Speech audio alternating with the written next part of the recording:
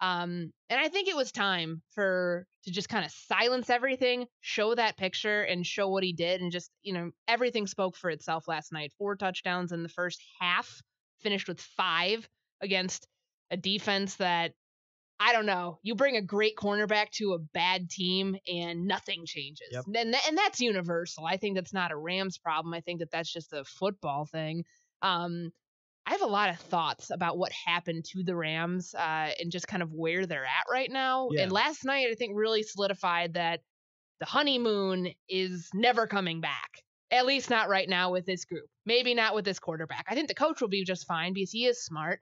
But if there's any team that, I don't know if deserves is the right word, but deserves to get humbled after everything from last year and, oh, wow, genius this, that. I don't know. It kind of feels a little bit of a valid. You want a turbo snark about the Rams? I kind of do. I feel like I got onto this. Jonathan, could we have some turbo snark, please?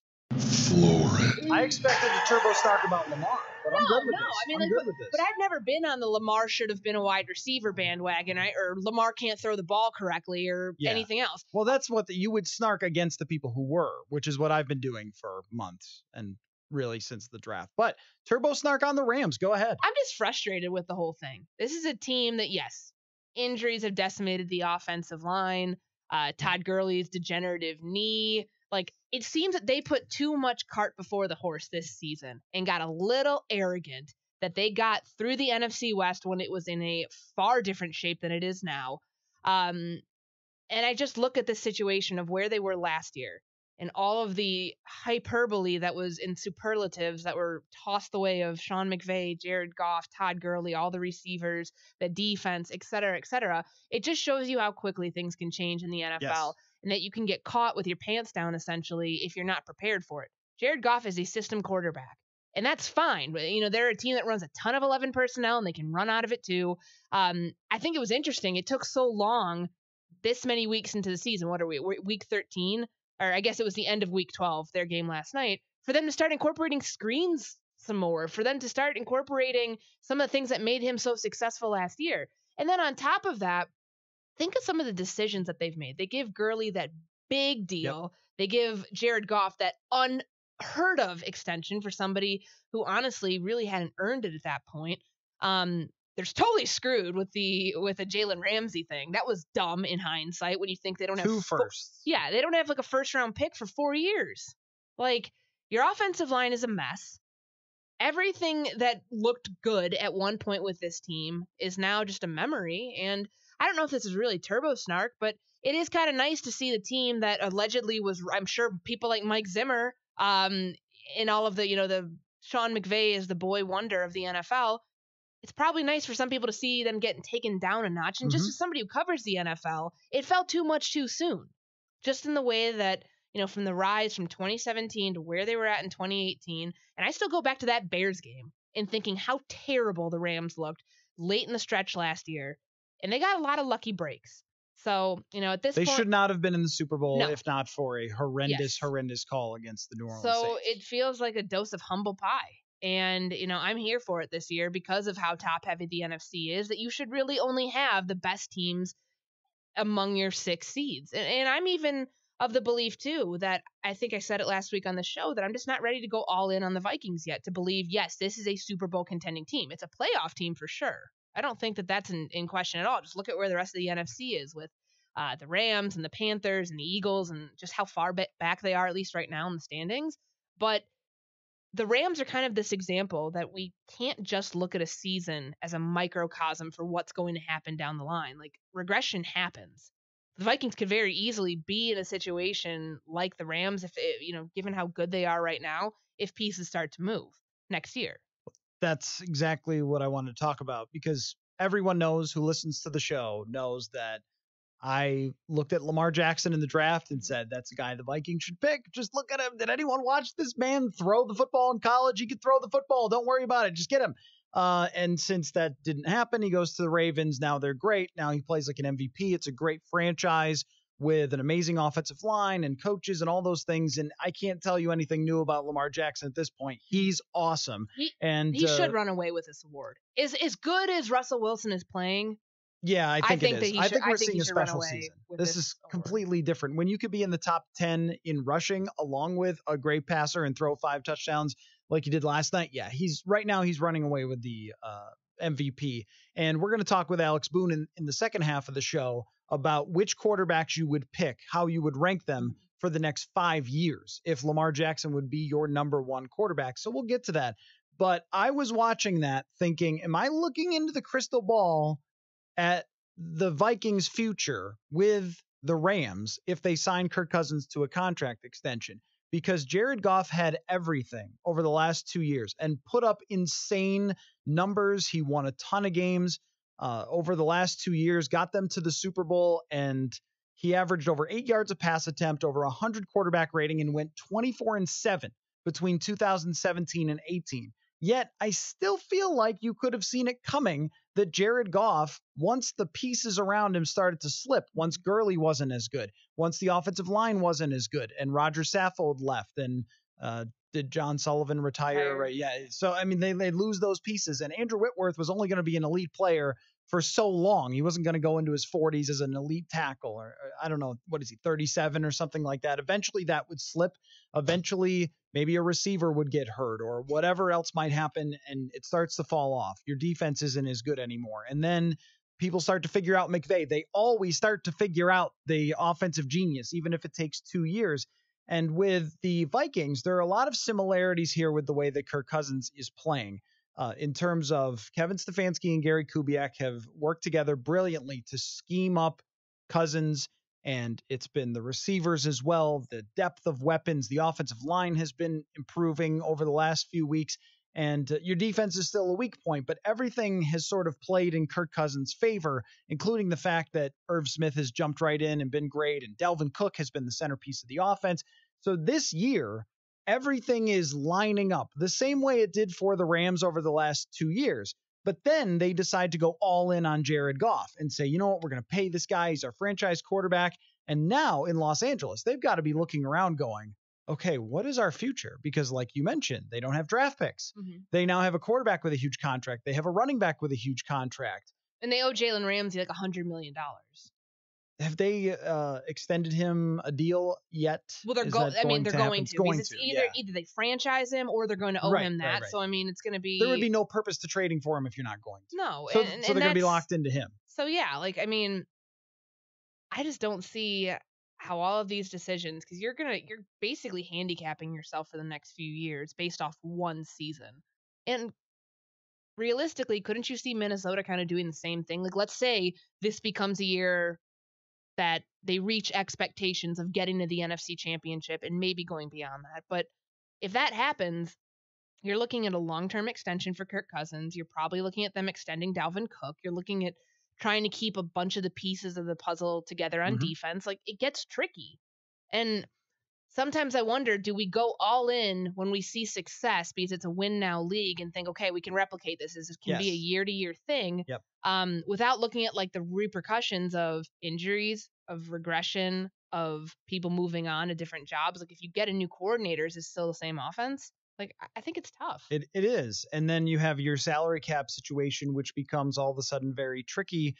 If you're Stephon... And it already is tricky for next year. Right. Rick Spielman told us the other day they have literally like zero money right now. Right now. And it is not impossible, but if you're going to sign Cousins to an extension, if you're going to sign Cook to an extension, at some point Stephon Diggs is going to look at his money and go, not enough for me, everybody, right? Danielle Hunter, too. I mean, Absolutely. that deal in its own right is criminal at this point for how good he's played. And you got to think, yes, he did agree to sign it, but his representation would be foolish to not try to go back to the Vikings this offseason and be like, let's rework this. Yep. And you're going to have to replace your corners, clearly, because that's been problematic. It's hard to say how much longer Harrison Smith will be this good. And Everson Griffin can be a free agent and is very likely to be with his contract situation after this year. So my question to you is, there are, I guess, roads that can be followed by the Vikings. And one of the paths leads to being the Rams next year or 2 years from now. One of the roads leads to being the Kansas City Chiefs when they decided to move on from Alex Smith after he led the NFL in quarterback rating. One of those leads to being someone like the Baltimore Ravens, where you moved on from a quarterback, you made a lot of very savvy moves, you got rid of the right players, but you brought in the right players, and you built an entire system and sustained it around a quarterback, at least so far this year with Lamar Jackson. It looks like they're going to be really good for a long time. How do the Vikings avoid the Rams path? Because there are a lot of the same signature type of elements to it. Well, I think it's, like I said, not going all in and going crazy with the type of deals that they could possibly put out there. Mm-hmm. Assuming this season goes according to plan. I mean, everything honestly rides on this next game in Seattle, just in terms of playoff implications of, where they could be in the division. They could be as high as the 2 seed if they do win this game, which is just, it's insane when you see how quickly things can flip in the playoff picture. But, as much as I'm a huge proponent for them extending Dalvin Cook. I know that it's unorthodox in this day and age where you can get running backs. Pretty much people treat them like they're a dime a dozen and you can just go draft Dalvin Cook's replacement. I get that. But I also see a very special player here, like a Todd Gurley, like the situation he was in last year. Granted, Dalvin's been healthy this year. Last year there were signs when Gurley's just miraculously out for no reason. Nobody knows anything. Yeah. It's like, oh, his knee's a problem. Then you find out, oh, there's an arthritic condition. Oh, it's degenerative. Like, that's Sam Bradford all over again. That's the reason they didn't re-sign him when they find out things like that happen. So I just kind of wonder, did they know in Los Angeles and they were just hedging their bets that it would eventually be okay? Because theoretically, we don't know. Like, when Dalvin Cook, I mean, if he's going to be healthy, if he's going to be able to sustain this type of thing, we've seen one season of it so far. So is going all in on him and extending him right now, is that the wisest thing to do? I don't know. That's one I'm really torn on. And so I think that it's those types of decisions where you think we've got a once in a generation player. You're gambling on that he's going to be able to stay healthy, that he's going to be able to continue to do what he did throughout the first 11 weeks of the season and beyond next year. Mm-hmm. That's where it gets messy. I'm very on the fence about it. One thing that's a bizarre plus for giving Dalvin Cook money is that he missed time the first 2 years. I know that sounds weird, but he just doesn't have the same amount of touches as someone like Todd Gurley, who they used all the time and wore him into the ground. I look at Ezekiel Elliott. I don't think he's the same player that he was his first couple of seasons. That would be pretty concerning with Dalvin Cook getting the number of carries that he's getting now. Even though they mix in Alexander Mattison, Cook could very well lead the NFL or be very, very close in touches. And when you see that number, that's a little bit of a red flag for signing a long-term contract. But when he's only had 500 touches in his career, and Ezekiel Elliott by the same time has had like 1,200, that's quite a bit different mileage on the body. And if we know that the Vikings structure these pretty well, the contracts, and so it would be more my concern that he would have more injuries and that you would end up with him becoming like Todd Gurley because he's used so much. But he seems to have a little more, I think, capability of continuing to be really good for a while.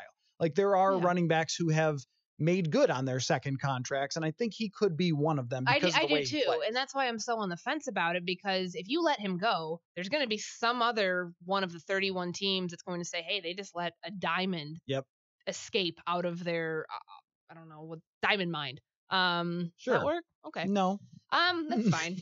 But think about Todd Gurley and Dalvin Cook, though, as if you're sort of dropping M&Ms in each bucket toward, are you being more like Kansas City? Are you being more like Los Angeles? If you sign Dalvin to a long-term contract that's very lucrative, that's more like the Rams. You're being more like the Rams. Mm-hmm. And the whole thing is, how do you avoid that?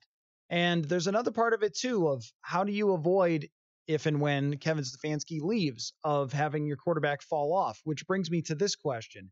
How similar or different do you find Kirk Cousins to be from Jared Goff? Well, and we've been over this. We talked about this last week of would you extend him? Would you pay him? And you gave me 4 or 5 other guys in that same realm, just in terms of ranking and other guys who are going to become due. And I think I remember you threw Jared Goff in there. I think he is a better quarterback. I do. Kirk than Goff. Kirk than Goff, because it's hard to say right now, because you could predict the regression and say, hey, if Kevin Stefanski goes, if the offense changes, if Kirk doesn't have a ton of pieces around him that are functioning at the level that they are, then you could potentially predict the same type of drop off. Mhm. But I think some of it with the play action, with the screen game, with the other ways they've been able to bolster around Kirk, we just don't know if that regression exists this year. I think that they've been able to scheme around it, but I just worry about next year. I worry about how much do you want to go all in on this guy? Is it on a 2-year deal? Is it on a 3-year deal? Like what's too much? And that's too is where I struggle, because I wouldn't have given Goff the type of extension that he got. What was it? 4 years, 5 years? 5. Yeah, at one point he was Let the me see highest here. paid. I mean, they keep resetting the market every single time. Um, He is under contract through 2024. So yeah, 5-year deal. And I don't know. That to me is just a little tricky. I think it's how you structure the deals too, that giving somebody a 5-year extension, granted he's on his second contract. Kirk would be on his, I mean, how many times do you have to factor those in with the franchise tags? So there's rookie year, rookie contract, franchise tag. This technically is 4th, right? If you count the franchise tag as a separate contract. I do, because they are. Yeah. So I don't know. I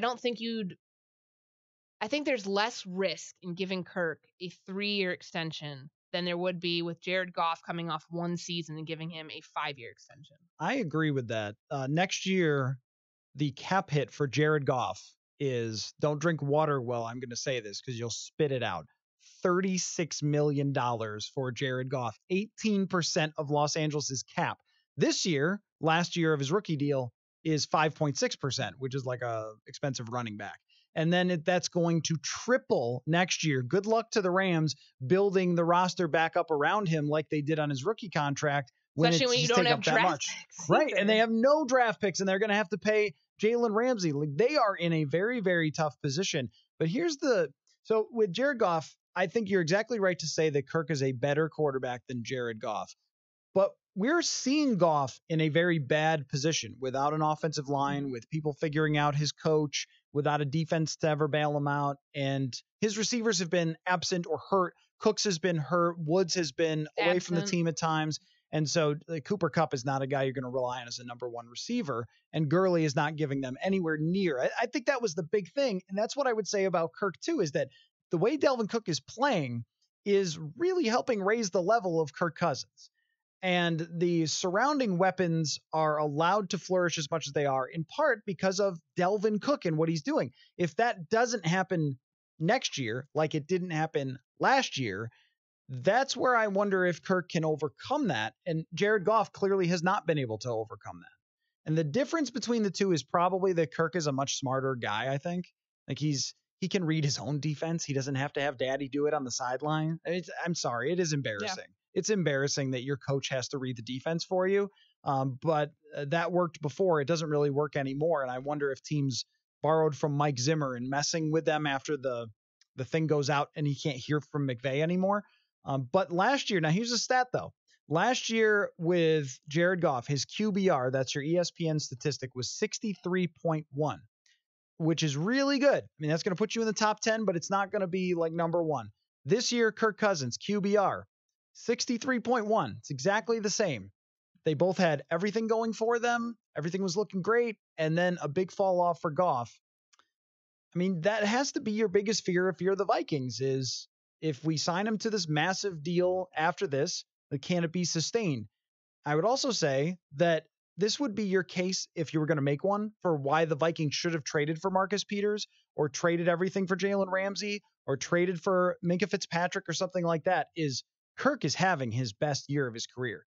And if you don't win when he has the best year of his career, good luck getting it back. It's going to be pretty hard to get it back. I think the regression aspect is huge. I mean, look at 2016 when he was before this year. That was his best season because of all the pieces that were around him.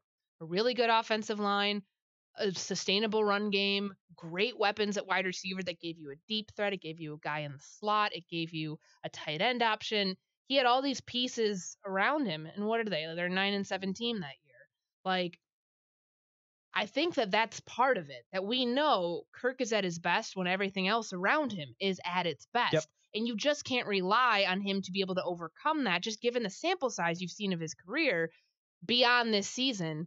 If they start losing pieces, if you move on from Let's start with the offensive line. If you have to move on from Riley Reef because of cap implications and you move Brian O'Neill over there, like, well, what are you doing with right tackle? Is it Rashad Hill on another he's a restricted free agent? I mean, things get tricky fast. It's hard. And I think that you can't fault the Rams because this is such a win now league. And in hindsight, the moves that they were making, unless they truly, if they saw the regression on the horizon, then shame on them for doing this. But clearly they thought, okay, this can get us back to the Super Bowl. This can get us back to the level where we can finish the job now.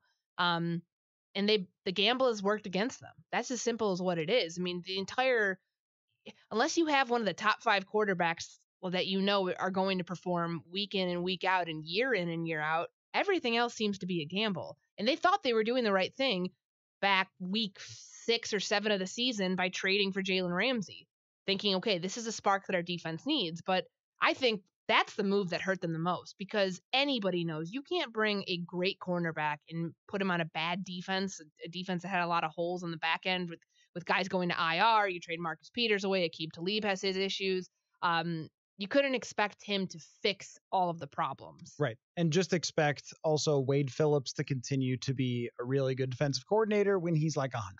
I mean, he did a good job there, but they never had under Phillips a great defense. And now you're expecting him to get blood out of a stone there with one extra piece is great. But when all the other pieces aren't great, aside from Aaron Donald, yeah, there was a lot to ask. And to think that you were going to, looking at their schedule also, save the season with one corner when you had Baltimore coming there and you had division games against really good teams like San Francisco and Seattle. Like, what were you thinking? You should have looked forward and said, we're not going to make the playoffs anyway. It was a bizarre move, and they really, really harmed their